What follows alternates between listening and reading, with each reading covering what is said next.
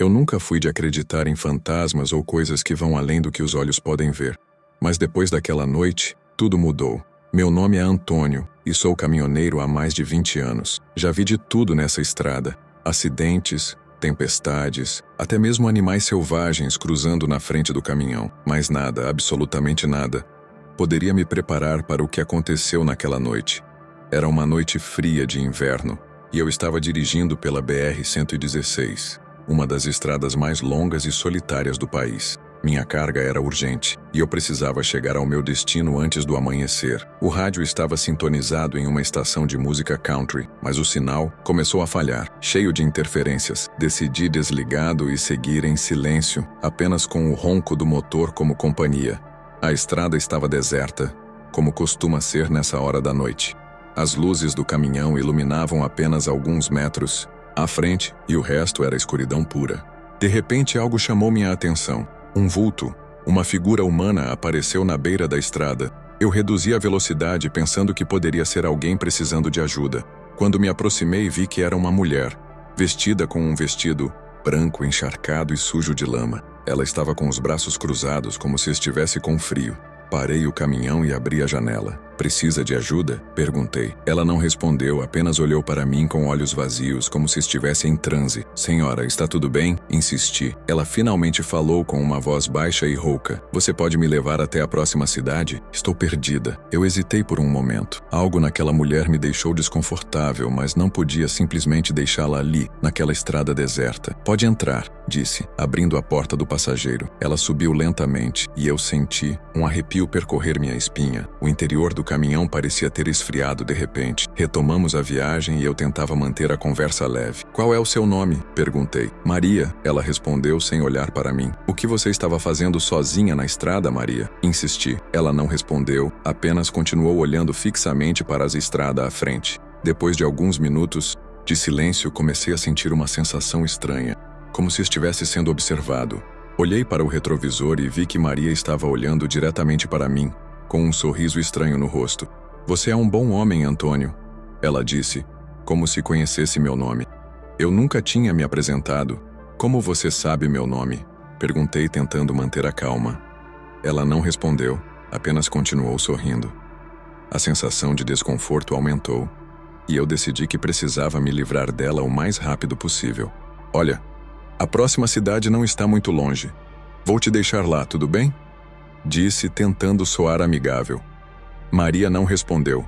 Em vez disso, ela começou a cantarolar uma música baixinho, uma melodia que eu nunca tinha ouvido antes, mas que parecia estranhamente familiar. A música era triste, quase fúnebre, e me fez sentir uma angústia que eu não conseguia explicar. De repente, as luzes do caminhão começaram a piscar, e o motor falhou. "O que está acontecendo?" murmurei, tentando manter o controle do veículo. O caminhão começou a perder velocidade e eu precisei encostar na beira da estrada. Quando olhei para o lado, Maria havia desaparecido. Meu coração acelerou. "Maria?" chamei, olhando ao redor. Não havia sinal dela. Saí do caminhão e olhei para trás na direção de onde viemos. A estrada estava completamente vazia. "Isso não é possível", pensei. Ela não podia simplesmente ter desaparecido. Voltei para o caminhão e tentei ligar o motor, mas ele não dava sinal de vida.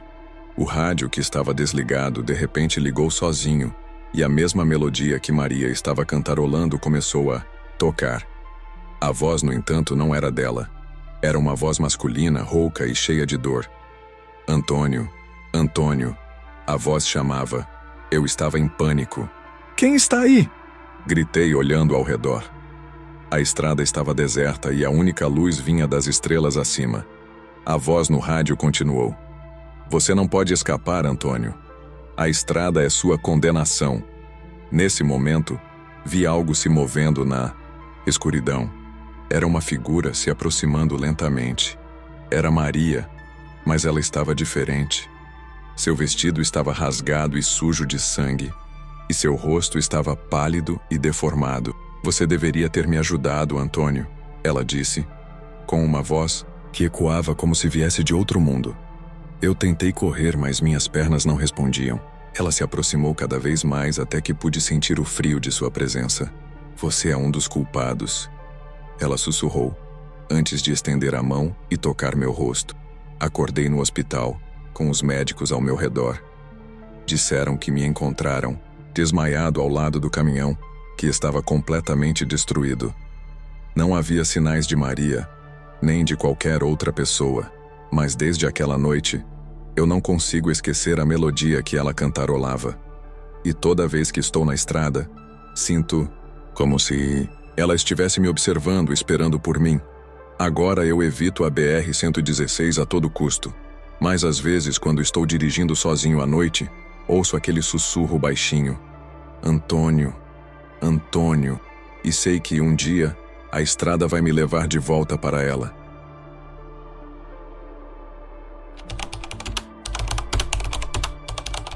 A chuva castigava o para-brisa do velho caminhão Scania 113 de Gilberto, borrando as luzes dos postes ao longo da BR-319, um trecho esquecido da Amazônia. Era madrugada, e ele estava sozinho na estrada, com a carga de madeira coberta por uma lona preta que balançava com o vento. O rádio chiava estática, e a única companhia era o rugido do motor e o tamborilar da água na lataria. Gilberto já estava acostumado com as estradas desertas e perigosas, mas aquela noite tinha algo diferente. O nevoeiro rasteiro criava formas estranhas na pista, e a chuva parecia querer empurrá-lo para fora da estrada. Foi então que ele viu à margem da rodovia um homem acenando. O sujeito estava encharcado, vestindo um macacão surrado e segurando um boné de caminhoneiro. O rosto era pálido e os olhos fundos. Gilberto hesitou, mas reduziu a marcha e parou ao lado do estranho. "Boa noite, amigo. Precisa de carona?" gritou, abaixando o vidro. O homem assentiu devagar e, sem dizer uma palavra, abriu a porta e entrou. O cheiro de terra molhada e algo levemente apodrecido invadiu a cabine. "Para onde vai?" perguntou Gilberto, tentando disfarçar o incômodo. "Até onde puder me levar", respondeu o estranho com uma voz rouca e baixa. Gilberto sentiu um arrepio subir pela espinha, mas engatou a marcha e voltou à estrada. O silêncio entre eles era pesado. O caminhoneiro lançou olhares discretos para o passageiro e notou algo inquietante. O sujeito não parecia molhado, apesar da tempestade lá fora. "Trabalha com caminhão também?" Tentou puxar assunto. "Já trabalhei", disse o homem, olhando fixamente para a estrada. Gilberto sentiu um nó no estômago. Algo naquela voz o incomodava profundamente. Ele olhou para as mãos do estranho e percebeu que estavam sujas de algo escuro, como graxa ou sangue. A estrada parecia se estender mais do que o normal. A cada quilômetro, o nevoeiro ficava mais denso, e as placas de sinalização estavam desgastadas, como se estivessem ali há décadas. De repente, o rádio voltou à vida, chiando, e uma música antiga começou a tocar. Estrada da Vida, de Milionário em José Rico. Foi então que o estranho falou, sem desviar os olhos da estrada. "Eu já passei por aqui antes, mas não cheguei ao meu destino." A pele de Gilberto se arrepiou. Ele não queria mais conversa, só queria deixar aquele homem o quanto antes. "Onde quer que eu te deixe?" perguntou, a voz trêmula. O homem virou lentamente a cabeça, encarando-o. No espelho retrovisor, Gilberto viu um reflexo diferente. Um rosto desfigurado, com olhos vazios e a pele cortada por vidros. O caminhão pareceu tremer e o motor tossiu, como se quisesse parar. "Foi bem aqui que aconteceu", disse o estranho apontando para a curva à frente. Gilberto olhou para a pista e viu uma cena aterradora. Um caminhão capotado, igual ao seu, retorcido no barranco. A carroceria estava destroçada e o vidro da cabine estilhaçado. O ar cheirava a gasolina e ferro enferrujado. "Não pode ser?" balbuciou, sentindo o suor frio escorrer pela testa. O passageiro sorriu, um sorriso sinistro e triste ao mesmo tempo. "Eu morri aqui, Gilberto. Faz tempo. Mas toda noite de tempestade eu volto, esperando um colega de estrada para me levar ao meu destino." Gilberto sentiu o estômago revirar. Ele olhou para o banco do passageiro e viu apenas um espaço vazio. O caminhão balançou violentamente e o velocímetro disparou. Ele tentou frear, mas os pedais estavam duros. A curva se aproximava. O último som que ouviu foi a música no rádio sendo interrompida por um chiado ensurdecedor, antes da escuridão total. Na manhã seguinte, os noticiários anunciavam mais um acidente na BR-319. Um caminhão encontrado tombado na mesma curva de sempre, o motorista morto dentro da cabine. E como em todas as vezes anteriores, não havia nenhum vestígio de um segundo passageiro.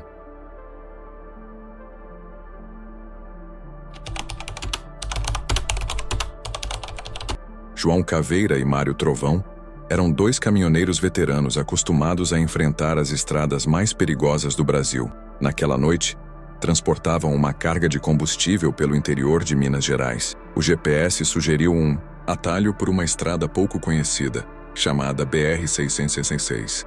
Nenhum dos dois se lembrava dela nos mapas, mas o tempo apertado os forçou a seguir por ali.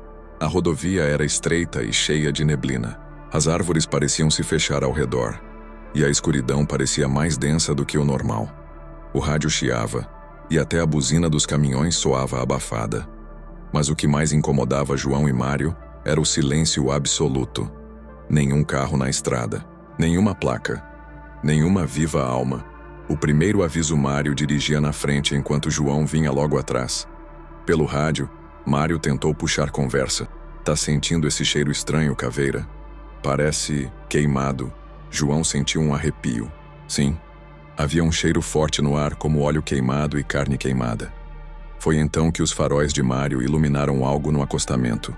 Um caminhão tombado, carbonizado, como se tivesse pegado fogo há pouco tempo. A cabine estava aberta, mas não havia ninguém lá dentro. "Isso tá estranho, Caveira. Acho que a gente devia voltar." "Voltar como? Olha o GPS, não tem retorno." Nos próximos 50 km seguiram em frente, mas a sensação de estarem sendo observados se intensificava. A aparição, depois de alguns quilômetros, João viu algo pelo retrovisor. Um vulto escuro na estrada, parado no meio da pista. Trovão. "Tem alguém atrás da gente?" Mário olhou pelo espelho e viu a silhueta de um homem parado no meio do asfalto, sem rosto, sem expressão. De repente, os faróis dos dois caminhões piscaram sozinhos. O rádio chiou, e uma voz rouca e distorcida sussurrou: "Vocês não deviam estar aqui." Os motores engasgaram, as luzes piscaram, e por um segundo o mundo inteiro ficou em silêncio. Quando os faróis voltaram, a figura não estava mais lá. A maldição da estrada 666A, a estrada começou a mudar. O asfalto parecia se dissolver em trechos, como se estivesse queimado há décadas. As árvores pareciam mais torcidas, como se algo nelas tivesse crescido de forma errada. João sentiu uma dor forte no peito. Olhou para o velocímetro, 66,6 km/h. Ele tentou reduzir, mas o pedal do freio não respondia. Mário começou a gritar pelo rádio: "Caveira, tem alguém aqui dentro comigo?" Uma risada distorcida ecoou pelo rádio, e João viu pelo espelho algo subir na boleia do caminhão de Mário. Era um homem. Ou o que restava de um. A pele estava carbonizada, os olhos brancos, sem vida. Seu uniforme era de um caminhoneiro, mas totalmente queimado. "Me ajuda!" gritou Mário. A cabine do caminhão dele balançava violentamente. A criatura puxava o volante tentando jogar para fora da estrada.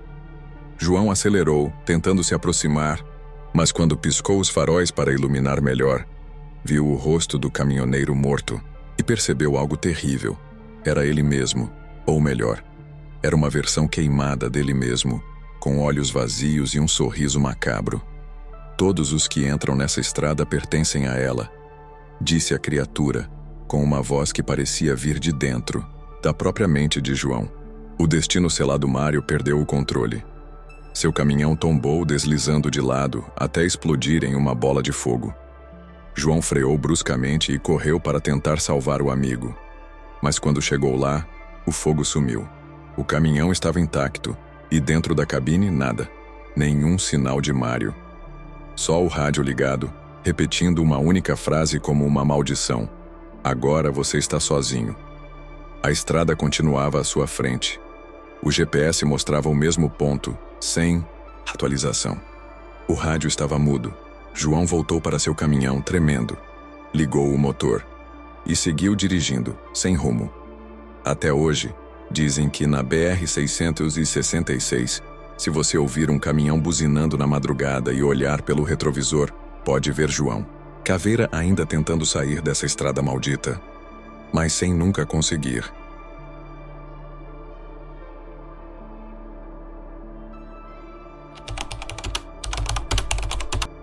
Sou caminhoneiro há mais de 10 anos e já vi muita coisa estranha pelas estradas desse Brasil. Mas nada se compara ao que vivi naquela madrugada, na BR-319, um trecho quase esquecido entre Porto Velho e Manaus. Aquela noite mudou minha vida para sempre.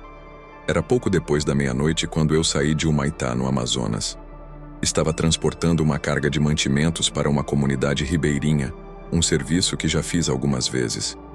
A estrada era ruim, cheia de buracos e trechos de terra.